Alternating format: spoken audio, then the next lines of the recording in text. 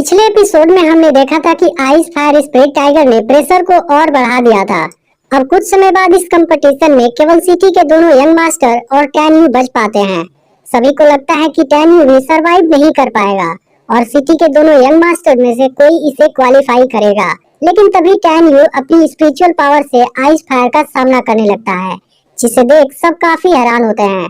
वहीं खुद मेंगई भी हैरान हो जाती है, क्योंकि ऐसी सिचुएशन में 8वीं लेवल वाला स्पिरिट भी सरवाइव नहीं कर सकता, जबकि वह अभी भी जिंदा है।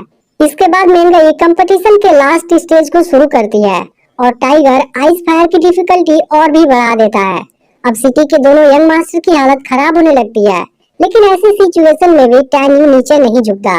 वह अपनी पूरी ताकत लगा देता है, जिससे खुद टाइगर एक कदम पीछे हट जाता है। वहीं अब सिटी के दोनों यंग मास्टर के फादर को उनकी चिंता होने लगती है। कोई भी नहीं समझ पा रहा था कि टैन यू किस वजह से अभी तक जिंदा है। अब सिटी के दोनों यंग मास्टर वहां से निकलने की कोशिश करते हैं, लेकिन टाइगर ऐसा नहीं होने देता। इसके बाद टैन यू होममेड फायर वाली पावर यूज करता है और आइस फायर में सरवाइव करने लगता है। अब कुछ समय बाद यह सिलेक्शन प्रोसेस खत्म हो जाता है, जिसमें सिटी के दोनों यंग मास्टर और टैन यू सरवाइव कर जाते हैं। लेकिन यह चीज बहुत ही इंटरेस्टिंग होती है, क्योंकि हुआंगफू सेक्ट इनमें से केवल एक को ही अपना मेंबर बनाने वाला है। इसलिए अब इनका आपस में कंपटीशन होगा, ताकि पता चल सके कि कौन सबसे स्ट्रॉन्ग है। फिर मेंगई तीनों को बताती है कि अब उनका आपस में कंपटीशन होने वाला है और यह चीज एक लॉटरी के द्वारा डिसाइड होगा। अब सिटी का मेयर टैन यू के पास आता है और उसके बेटे से सामना होने पर उसे हार मानने के लिए कहता है, लेकिन टैन यू इस बात के लिए उसे इनकार कर देता है। तब मेयर लियांग के पास आता है और उसे अपने बेटे को इस कंपटीशन से बाहर करने के लिए ऑफर देता है। यह सुनकर लियांग उसकी बात मान जाता है और अपने बेटे लिंग लियांग को क्वान जी से सामना होने पर हार मानने के लिए कह देता है। अब कुछ समय बाद मेंगई मेयर को 3 स्टिक देती है। फिर मेंगई बताता है कि इन स्टिक पर 1, 2 और 3 मार्क लगे हुए हैं। जिसके पास भी 1 और 2 मार्क आएगा, सबसे पहले उन्हें एक दूसरे का सामना करना होगा। अब तीनों उसमें से एक एक स्टिक निकालते हैं, जिसमें से क्वान जी और लिंग लियांग के पास 1 और 2 मार्क वाला स्टिक आता है, जबकि टैन यू के पास 3 मार्क वाला स्टिक होता है। अब रूल के अनुसार लिंग लियांग और क्वान जी की आपस में फाइट होने वाली होती है, लेकिन लिंग लियांग पहले ही हार मान जाता है, क्योंकि उसके फादर ने मेयर के साथ डील कर लिया था। अब यहाँ केवल टैन यू और क्वान जी बच जाते हैं, जिसके बाद मेंगई इनका आपस में कंपटीशन कराती है। अब क्वान जी अपनी तलवार निकाल लेता है, लेकिन इस समय टैन यू की स्पिरिचुअल पावर कम हो गई होती है, इसलिए वह कोई वेपन नहीं निकालता। अब क्वान जी टैन यू पर अटैक करने लगता है और साथ ही उसका मजाक भी उड़ाने लगता है। इसके बाद वह टैन यू को किक मारकर दूर फेंक देता है, जिस पर टैन यू कहता है कि तुम मुझे मारने का सपना देखना बंद कर दो। इसके बाद क्वान जी फिर से टैन यू पर अटैक करने आता है, लेकिन टैन यू गॉड आई वाली पावर से उसके अटैक को रोक देता है।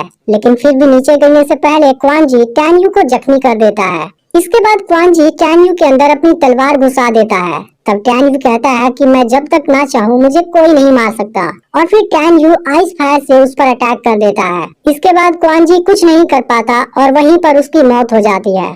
अब मेयर अपने बेटे की मौत से बहुत गुस्सा होता है और इसका बदला लेने के लिए डिसाइड करता है। इसके बाद मेंगई टैन यू के पास आती है और सभी के सामने उसे हुआंगफू सेक्ट का मेंबर अनाउंस कर देती है। फिर वह मेयर से कहती है कि सिलेक्शन रूल के अनुसार इसमें कोई भी किसी के मौत का जिम्मेदार नहीं होता, इसलिए तुम्हें बदला लेने का विचार छोड़ देना चाहिए। अब टैन यू बुरी तरह जख्मी होता है, इसलिए मेंगई उसे उसके घर ले जाने वाली होती है, लेकिन टैन यू कहता है कि मैं ठीक हूँ और हुआंगफू सेक्ट जाने के लिए रेडी हूँ। यह सुनकर मेंगई लिंग हू को बुलाती है और टैन यू के साथ यहाँ से निकल जाती है। अब मेयर अपने बेटे के मौत का बदला लेना चाहता है, इसलिए वह अपने आदमी को हुआंगफू सेक्ट में इसकी न्यूज भेजने के लिए कहता है, जहाँ पर क्वान जी का कजिन पहले से ही ट्रेनिंग कर रहा है। वहीं अब मेंगई टैन यू को लेकर सेक्ट की ओर जा रही होती है और इस समय दोनों टियांग फा माउंटेन के ऊपर होते हैं। इस दौरान टैन यू अपने पूरे जख्म को हील कर लेता है और इस बात से मेंगई फिर से हैरान होती है। इसके बाद वह टैन यू को सेक्ट का मैनुअल देती है, ताकि उसे वहाँ के बारे में कुछ जानकारी हो जाए। तब टैन यू को पता चलता है कि हुआंगफू सेक्ट टियांग फा माउंटेन के बीच में बना है, जहाँ के रास्ते को कोई भी आज तक नहीं सुलझा पाया, और sect outer gate, deep gate, ferry gate और होली गेट में बटा हुआ है। फिर आगे पता चलता है कि यह सेक्ट लिंग सियाओ ने बनाया था, लेकिन अब यह माउंटेन 3 बड़े सेक्ट में डिवाइड हो गया है, जिनके बीच काफी भयंकर कंपटीशन चलती है। तभी महंगाई टैन्यू से पूछती है कि तुम कंपटीशन के दौरान काफी निराश लग रहे थे, इसके पीछे की वजह क्या है। फिर फ्लैशबैक में दिखाया जाता है कि टैन्यू की वाइफ प्रेग्नेंट थी, लेकिन टैन्यू पूरी दुनिया में शांति कायम रखना चाहता था, इसलिए वह अपनी वाइफ को ज्यादा टाइम नहीं दे पाता था। फिर एक दिन लिंक्सिया हेल्प मांगने के लिए वहां आई और धोखे से टैन्यू की वाइफ को गॉड चेन में लॉक कर दिया। इसके पीछे सियान का हाथ था, लेकिन अब उस समय टैन्यू वहां नहीं था, जिसका फायदा उठाकर उसने स्पेस और टाइम की पावर को लॉक कर दिया और बाद में उसे मार भी दिया। इन सभी बातों को याद करके टैन्यू काफी इमोशनल हो जाता है। अब दोनों सेक्ट के अंदर पहुंचने वाले होते हैं, लेकिन तभी सामने से न्यूरॉन कुन आ जाता है, जो सेक्ट का ही एक मेंबर है। वह मेंगई को पाना चाहता है, जबकि मेंगई उसे बिल्कुल भी पसंद नहीं करती। इसके बाद वह मेंगई के साथ बदतमीजी करने लगता है, जिस पर मेंगई गुस्सा होने लगती है। लेकिन तभी न्यूरॉन कुन उस पर एक पॉइजन से अटैक कर देता है। यह देख टैन्यू न्यूरॉन कुन को रोकना चाहता है, लेकिन न्यूरॉन कुन इससे ज्यादा पावरफुल है। फिर मेंगई न्यूरॉन कुन से टैन्यू को जाने देने के लिए कहती है, जिस पर न्यूरॉन कुन कहता है कि पहले तुम खुद की चिंता करो, क्योंकि अगर मैंने 1 घंटे के अंदर इसका मेडिसिन नहीं दिया तब तुम नहीं बच सकते। इसके बाद न्यूरॉन कुन हंसने लगता है और उसके साथ जबरदस्ती करने की बात करने लगता है। तब यह देख टैन्यू तुरंत न्यूरॉन कुन से अपनी जान छोड़ देने के लिए रिक्वेस्ट करने लगता है।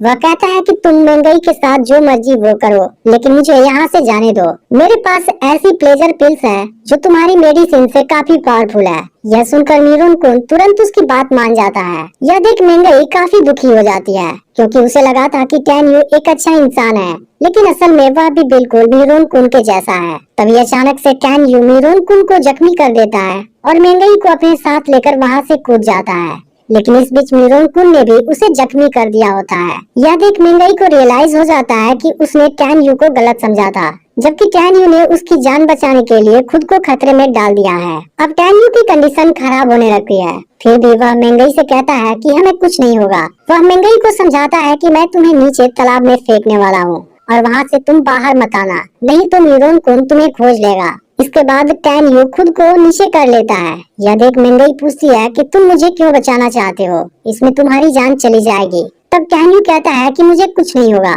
इसके बाद टैन्यू मेंगई को तालाब में फेंक देता है और खुद वहाँ जमीन पर जा गिरता है। तभी न्यूरॉन कुन भी यहाँ आ जाता है और टैन्यू की बॉडी को जमीन पर पड़ा हुआ देखता है, लेकिन वह मेंगई की बॉडी को नहीं खोज पाता और उसे लगता है कि मेंगई मर चुकी है, जिसकी बॉडी कोई जानवर खा गया होगा। इसके बाद न्यूरॉन कुन उसकी बॉडी पर एक बड़ा सा पत्थर गिरा देता है और वहाँ से चला जाता है।